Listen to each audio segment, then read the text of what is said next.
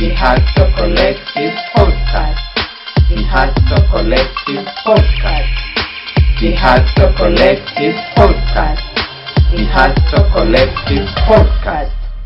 Welcome to the Heart Talk Collective Podcast with Kevin Keitany. Today we are joined by Mr. Chris, a conservator of Ololua Forest and the lead of the Ololua Forest Ecotourism Group. We'll be diving into an important and timely conversation about land grabbing and logging in Ololua Forest, issues that continue to threaten this vital ecosystem. Stay with us for insight, updates, and deeper look at what's happening on the ground. Christopher Muriithi. I'm an environmentalist and a conservationist. Currently, I'm based in Ololua Forest as a community leader in matters of conservation, climate change, and livelihoods creation for the people who work in the forest. And I'm happy to be part of the greater protection and conservation of the very much threatened forest. We've seen that in the forest there are problems and challenges of maybe the logging and land grabbing. You as one of the conservators who conserve this environment, what challenges have you gone through and how have you fought them? Thank you very much. That's a very good question. Number one, most times when people see good things happen, they rarely recognize the foundations where the good things came from. For example, I just want to give an example. When you see a very nice building, like a very tall building like in Nairobi, it's a 60 floor, 40 floor, we rarely recognize the foundation that people don't see. And the foundation is this, that before that building came up, people dug down, put lots of metal and a lot of work and a lot of labor. Sometimes even death occurred during those construction of those foundation. But after that, because most times when this work is being done, you find that the area is enclosed, so you don't know really what is happening there. But then thereafter we start seeing a nice, beautiful building. This is the way we see our forest. People pass through, people drive through, people walk through, and they just see some trees alongside the road. But if you would enter the forest itself and look inside, the story would be different. And so our work here in Ololua Forest took us a long time to be able to build a foundation based on the needs that the forest had at that time. And the need for the forest at the time was, first of all, protect what is remaining. Even as the forest was 1,700 acres, we recognized and we found out that now more than 300 of those 350 acres was highly degraded, either by design or by accident. So what do? We say, okay, fine, let's protect the remaining good parts of it.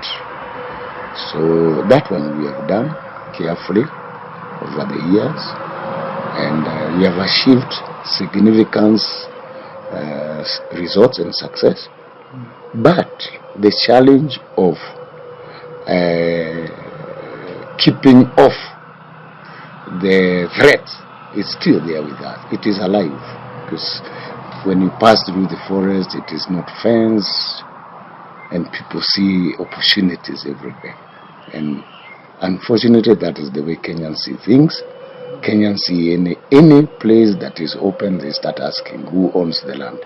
If the land has no owner, then people started asking who can sell it, how do I get it? And that's what has brought us where we are here. Now, we formed a CFA, a Community Forest Association, which is people surrounding the entire forest, bringing them together and asking them that this is to recognize Ololua Forest as a natural resource that should belong to them, where they should see they should see value in.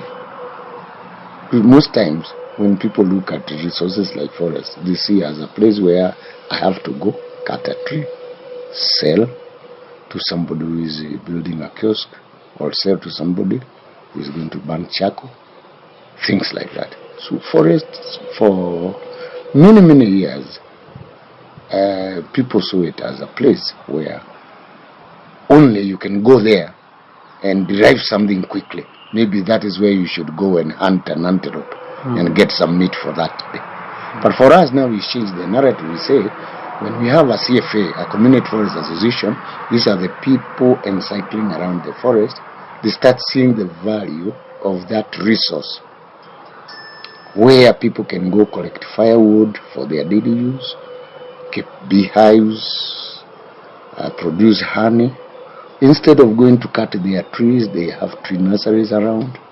Instead of going there and harming the forests, they come and do some certain activities that enhance the presence of people and the protection of the entire forest.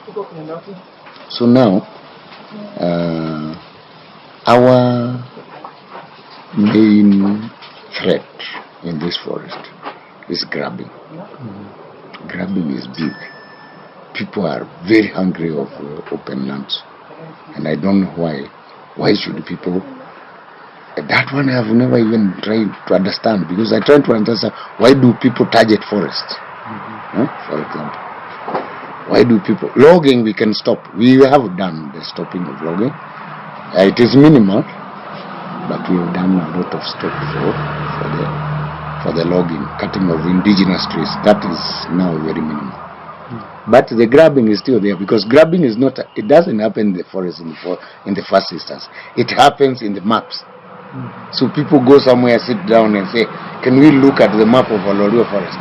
Who neighbors the forest? So they start demarcating the forest away from the forest. So by the time you find people are putting up beacons and building walls, already the designs were done somewhere else. And this is the reason that for us, we are saying, we need more community participation in matters of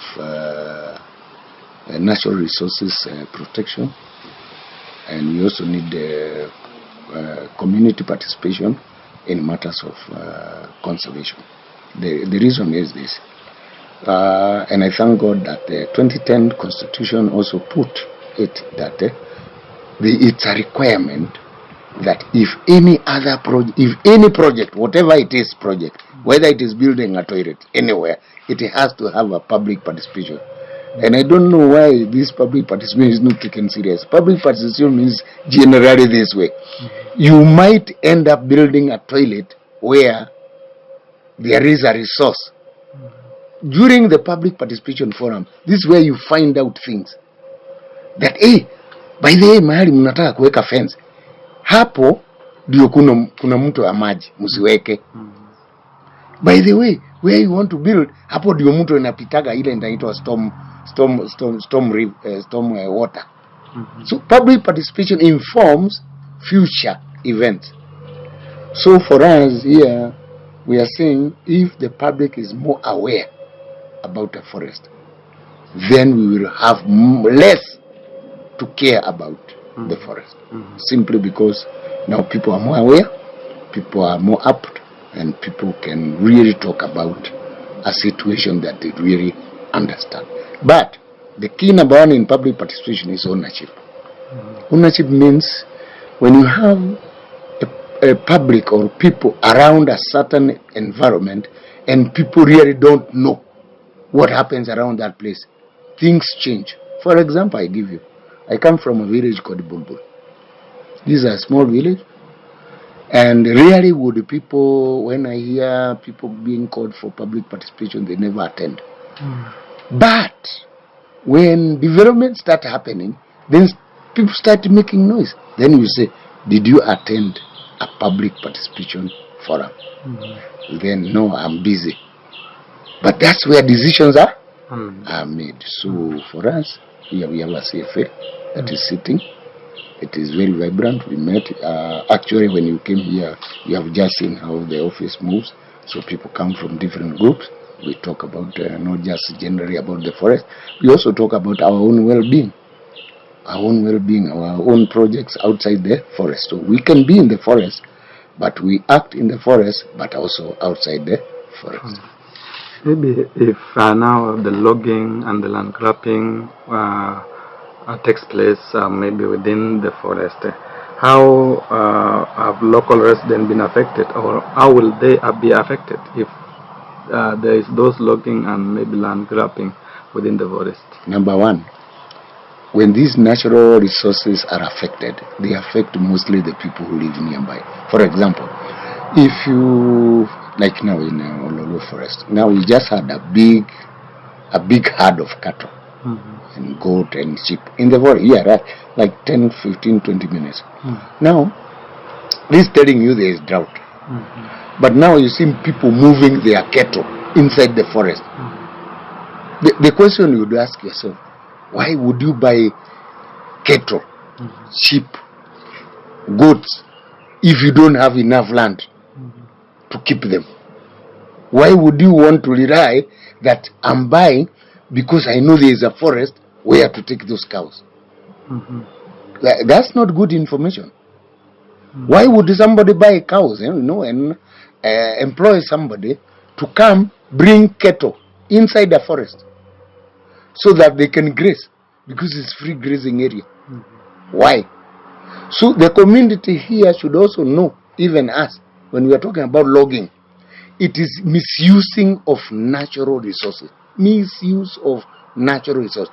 It's not just about logging, cutting of a tree so that I go and build a kiosk, cutting of a tree so that I go and start burning charcoals or firewood. It's not that the misuse is bigger than cutting a tree. So even when we talk about the threats in the forest, why should you bring 1,000 cows in a forest na wewe mahali unapeleka kwako kwa nyumba uko na plot ya 50 by 100? What informed you that because I live next to the forest, sasa mimi nitanunua ng'ombe zitakaa kwa plot yangu hapo kando ya forest, lakini nitakuwa nalisha kwa forest?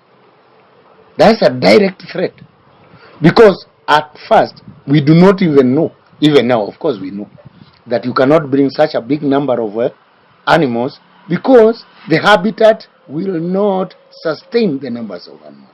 So in matters of answering what you have said about cutting of trees and logging means that whenever you have more people doing in the forest, there is more damage to that forest. When somebody is walking his dogs, when somebody is bringing his cows into the forest, do you know what they think?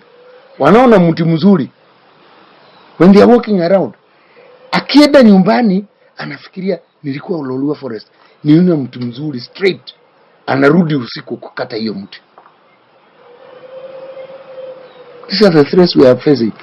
We are facing threats that when people do not understand the connection between their livelihoods and the support for life within the ecosystem, then they assume like, I have a right to go graze, I have a right to go cut a tree, I have a right to go even encroach. Last year, this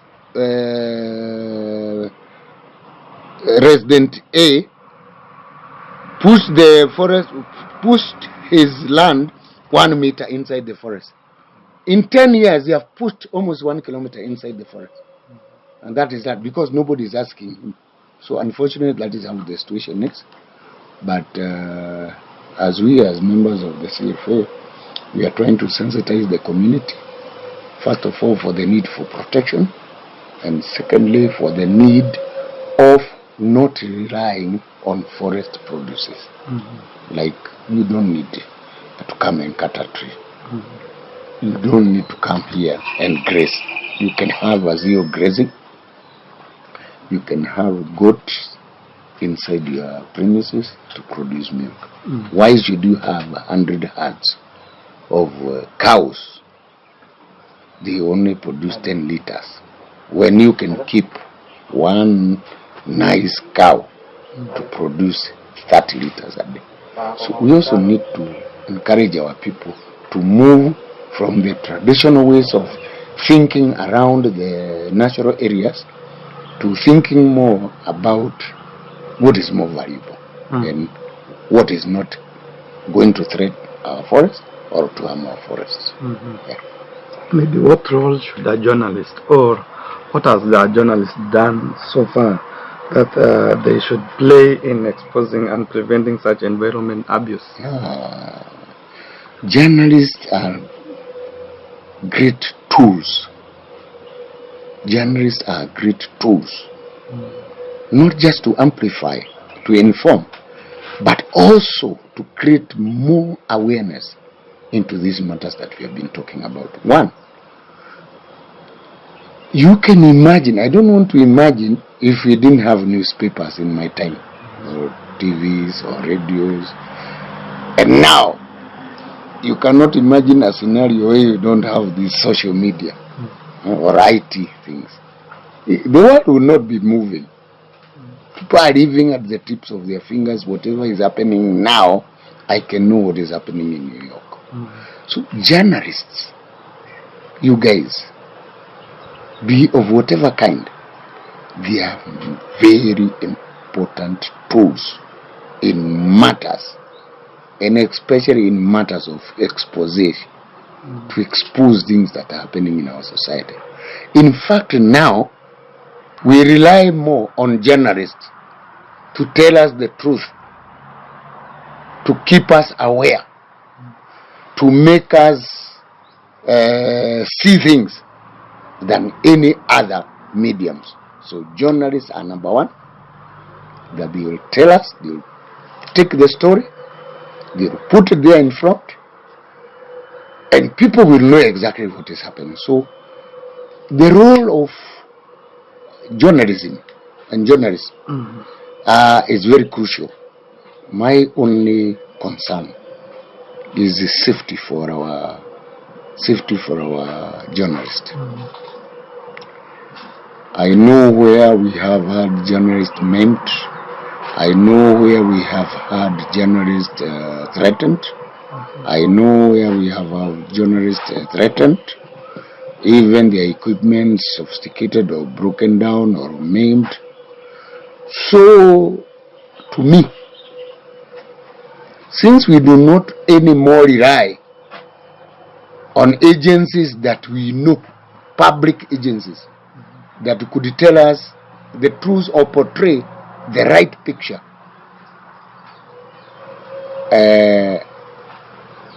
and in our case, in Ololua Forest, in our case, the journalists, whoever they are, the media or the guys, they have done brilliant for us. If they were not here, these forests would not be here. They spoke, they covered,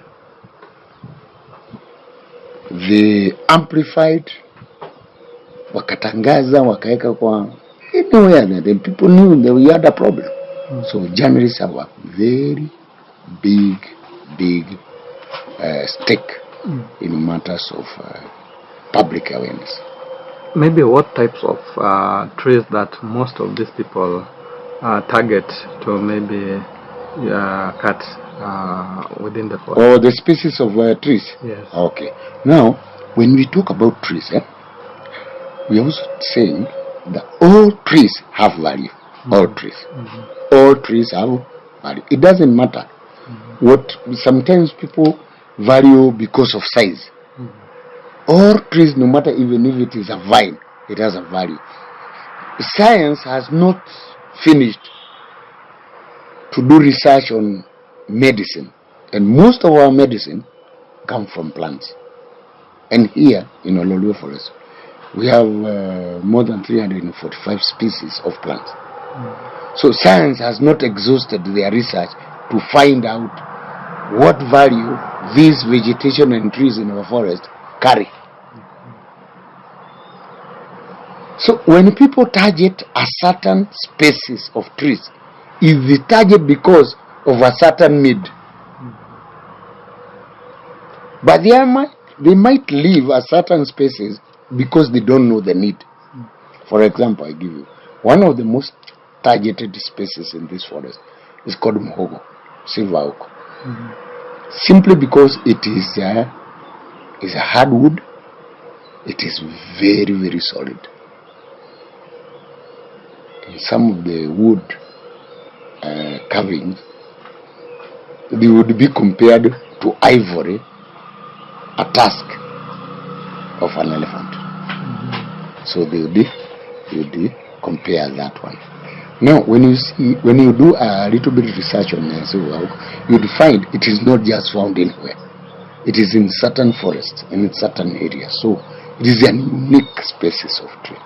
So that would be targeted by people around for the use that they want to use. And the use for silver oak is carvings. And the carving is not just another carving like muiko or whatever. It's a carving of to have a unique item that can resemble like an ivory. So it is very dense and it is very, very expensive. Number two, we also have what we call Ole Africana. Ole Africana, Mutamayo as they can all the African world them also would be targeted for wood, for furniture, for just to have it. We call it, you just want to have it. You want to have a table that is made from Ole Africana, wild olive tree, just to have that. So, and it smells nice. So even when you have it in your house, it is not, it's for prestige. So people want to have those kind of things. Then of course we have also silver, we also have sandalwood. These are also very, very, we call them high valued species of trees that we find in our forest. These ones, people would come, others are making cents from it, others are selling it, and you find them everywhere in the newspapers. People have been caught with the holes or whatever, guns, like gunny bags of sandalwood. So we have high valuable tree species in our forest. But they are only valuable to that person who knows the use of it. We might have more valuable species inside the forest. So if we don't protect this one, we might be not protecting the other most valuable species. So these are, I've just mentioned the three, so that we might want to know. And again, very, very important. We are talking about biodiversity loss. And biodiversity loss comes when people degrade areas, when people destroy vegetation, because the vegetation supports different lives, which we call biodiversity. We cannot now come here and say, because now you cut this tree, now these particular birds will not be able to nest around. Because you've cut this tree, these particular insects or lives around will not thrive in the forest. So a whole sum of these vegetation, different, just like Kikuyus, Karijins, Kambas, Jaluos, Baruhias, Turkanas, Samburu, Mijikenda, when they sit down together, now you see Kenya. The whole system inside what we call an ecosystem, ecological system, different lives thriving together makes that ecosystem.